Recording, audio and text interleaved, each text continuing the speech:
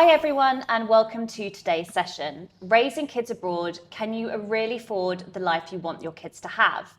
My name is Beth Ward and I head up the partnerships here at Skybound Wealth Management, and we're absolutely thrilled to have you here.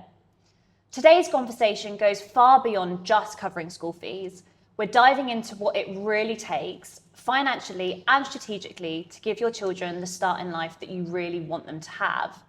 Whether your kids are toddlers or heading into adulthood, the financial commitment doesn't just end at graduation. In fact, it's often just the beginning. We'll cover everything from early education planning, university costs, and post-graduation to support, the common mistakes families make and how to avoid them. Most importantly, we'll explore how to build a plan that helps your children without sacrificing your long-term financial stability. Joining us today is Paul Butler, Senior Wealth Advisor at Skybound Wealth Management. Now, Paul has worked with expat families across the globe for over 2 decades, helping them make smarter investment decisions more effectively for their family's future. He's really passionate about creating financial strategies that are both realistic and aspirational, and we're really lucky to have him with us today. Paul, welcome. Hi, how are you doing? So before we kick off, could you give us a little bit of a brief introduction to Skybound Wealth Management? Okay, so Skybound Wealth originated from the UK many, many years ago, back in the 90s, and we've kind of grown organically into this international advisory that we are today.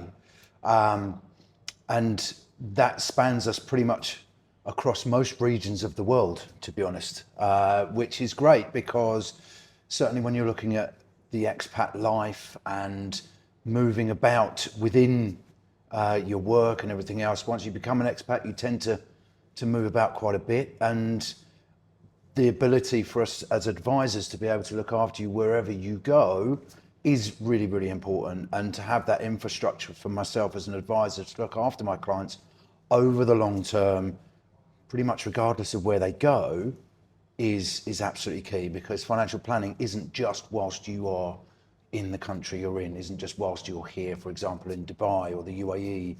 It's about a journey, and us being able to look after that and having the infrastructure to be able to cover that is really, really, really important. Great. Yeah. Thank you so much. And yeah, it is vitally important. So, Paul, you are a family man yourself. Yes, I am. Yeah. 14 years in Dubai. Came with 2 kids, now I've got 3. Didn't do our financial planning any favours at all, right? But, yes, it's way more than just school fees. It's about funding the life that perhaps you didn't have, funding the life that maybe you already had, but ultimately it's funding whatever opportunities you want to provide whilst minimising any sacrifices that you might need to make along the way. And, certainly in the expat space, that decision to become an expat is often centered around a financial one. So what we often find is that people make that decision and make that choice because they're going to be better off financially. And in some cases, they're considerably better off financially. And that default, certainly where I find, I see a lot in the UK from where I'm from, is that, a lot of that default situation where kids are living well into their 20s and 30s with their parents, because that's either the only choice they've got, or that's the only way they've got to be able to save enough to be independent at one stage or at some point in their lives. And by becoming an expat, you've got the opportunity to avoid that often uncomfortable, awkward situation where, you don't want to be 23, 24 living with your parents because you have to, right? And that's where we try and make sure that we avoid that situation, or help clients understand how to avoid that situation and that default position that a lot of people find themselves in, a lot of families find themselves in. So, Paul, let's talk about some of the aspirations. What are some of the most common goals that parents have for their kids, and how often do they look to achieve those? Okay, yeah. So we kind of act as the guide, the glue, if you will, to ensuring you have a coherent, joined up financial plan. And it's way more than just savings, and it's about being able to deal with the bumps along the road as well, because things might go wrong, things will change, okay? And when we talk about aspirations, certain cultures have it ingrained in them that, you know, by the time you become a parent, or even before you become a parent, you start saving for the university, you start saving for the wedding, start saving for the house, etc., etc. Some cultures, not so much, right? And, you know, we naturally want the best for our children, right? We naturally want that. You know, and we want the best for our children through primary, secondary, tertiary education and beyond. And when it comes to educating your child as an expat, there is often no choice but to pay for it, right? Which is often different to back home where we would have that choice. For some, they've always chosen to send their kids to private school and pay for that, which is fine. But the costs do mount, right? You know, you're looking at from FS1 when they're 3 or 4 years old right through to their being, you know, 18 almost. That is on average about $1 million dirhams or £200,000, $270,000, whichever currency you want to work in, right? And most people have more than one child, right? So, and those children are going to be at school at the same time. So, and I know I've been there, I'm in it again now with the youngest. So that's a 3 million dirham exercise for me that I'm going through. Now, okay, if you're fortunate enough to have a package which provides you with school fees, which is getting rarer and rarer these days, then that's okay. But if, like me, you're in a situation where you're having to pay for that yourself, there's no comment on Skybound, by the way, but that's, you know, that's fine. Paying for that yourself, then the shock for when they go to university isn't that all that different. However, the difference is you're likely to be in your late 40s, early 50s and beyond. For me, I'm going to be 62 by the time my oldest turns 18. Scary. But the point is, do you want to be thinking about slowing down at that point? Do you want to be living life in a bit of a different way? Do you want to be working less? And if you do, and you haven't planned for this big cost here, and if you're not used to paying for that because your employer has very kindly covered most of the cost, that then becomes a bit of a different conversation. And if you haven't paid that, that's a big shock when they turn 18.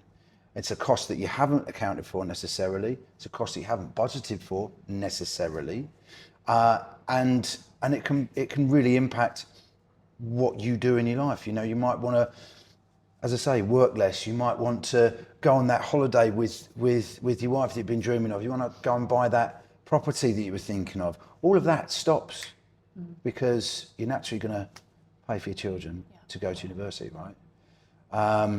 And that's where we get involved and help clients really visualize and understand what that really looks like from a financial perspective.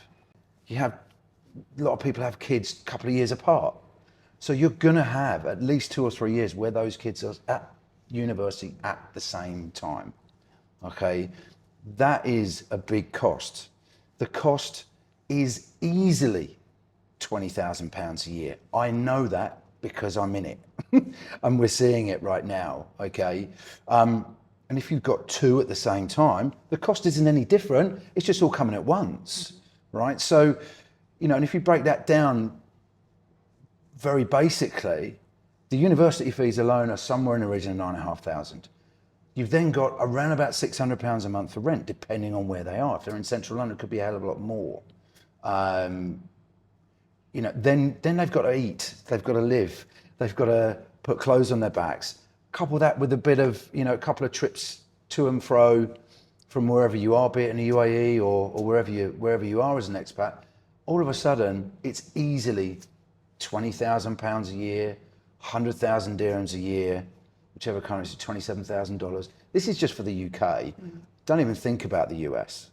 All right, that's a completely different conversation because it's way, way more, and that's without taking into consideration any inflation or increases in the cost of living, which we've all seen a lot of over the last few years, right? So without that plan in place, you're looking at easily 60 to 80,000 pounds for a 4-year course for one child. So again, without that forward planning, without really considering where you're going to be and what life's going to look like then, at that point when they are going to fly the nest, it's without that, you're steering a ship without a compass, really. So university often catches families off guard. So what do parents really need to think about when they're sending their expat children to university? Well, there's lots to consider. I mean, first of all, home status isn't necessarily a given.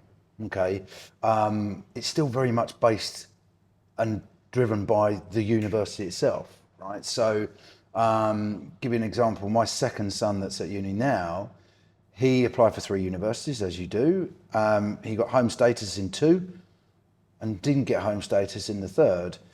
Fortunately, that was his 3rd choice, and he ended up getting the grades to get into his first choice uni. But that's not a given, okay? And what I'm sure you don't want to be in a situation of, right, is being driven by cost to send you to decide which university you send your children to, right? And it's only compounded even more if you've got more than one at the same time, right? Student finance, generally, you can't, that's not an option. Although I'm in a situation where my eldest son has student finance, helps with the cash flow. My second son didn't get student finance. So whilst we're paying for both, it does help with the cash flow, right? So, but it definitely can't be relied on, and, a lot of clients will say to me, well, they can just go and get a job. Well, A, that's not easy for a start. And B, whatever job they do get really isn't going to be more than enough to pay for a couple of drinks at the student union or a couple of meals, right? It's not certainly something that you can rely on. Absolutely not. So without some real careful planning, that can really be a massive shock. So if we're thinking about beyond kind of education, obviously support doesn't necessarily stop just at 21. No. So kind of what are those things that families need to think about after graduation? Yeah, it's interesting. I mean, look, once they've got through, then it's not a given that they're going to get a job, right? It's not a given they're going to be independent all of a sudden. And there's lots of stories out there where kids have really struggled once they've graduated to get into any kind of work, let alone what they might have trained for. Another example is my eldest. He's training to be a lawyer. Fantastic. But he can't get an apprenticeship for 2 years. So what happens then, right? Where do we go? How does that work? Okay. That's without even thinking about weddings. They might want a car. They might need some help to set up the deposit for their house or whatever it might be, right? So this is where considered planning and future planning is absolutely imperative, because these costs can just go through the roof, where you just say to yourself, well, we can't do it. Getting a solid, coherent, joined up financial plan so that not only you can understand what the numbers are, you can understand what you can do. We can only deal with what we've got, right?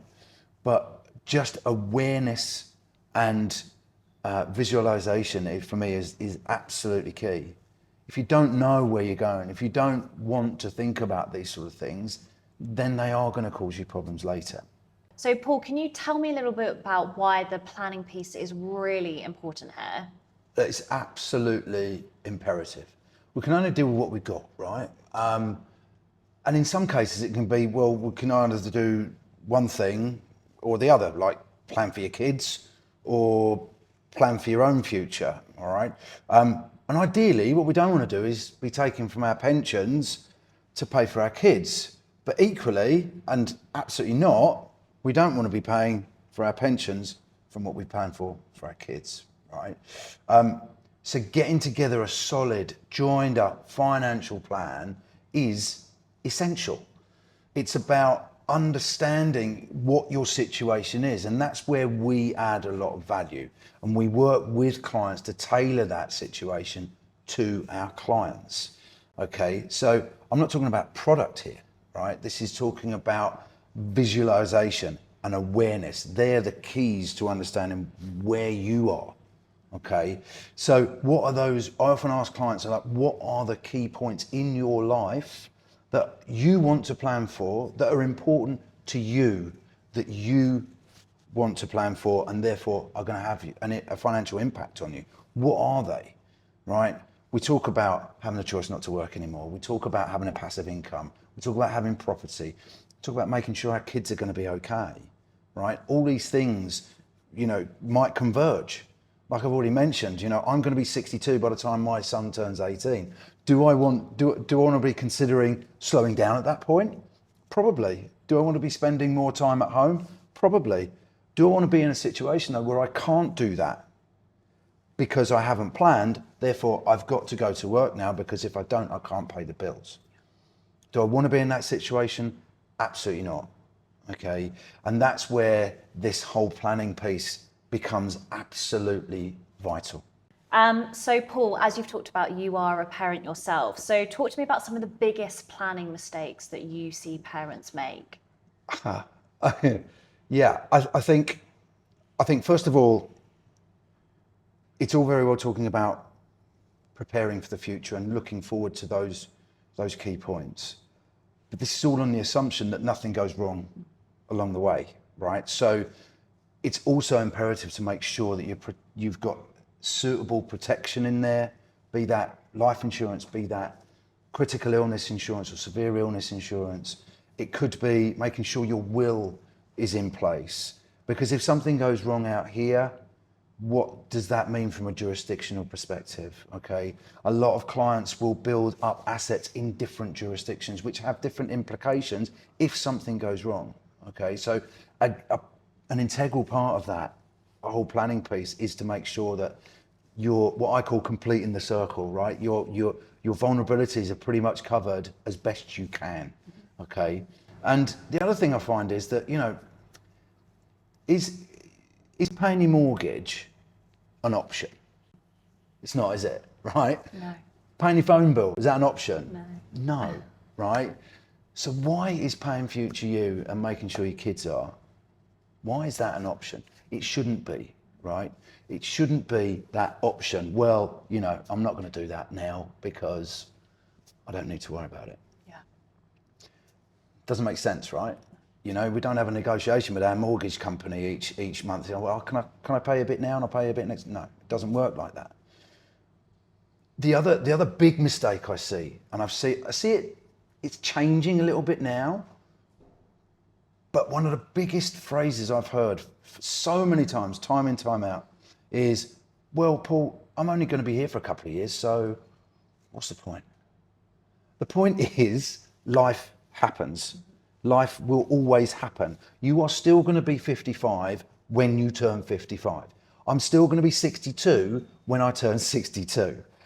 My son is still going to turn 18 when he's 18. Okay, that is not going to change. Whether you're here in Dubai, back home, Timbuktu, it doesn't matter, right? Life is still going to happen.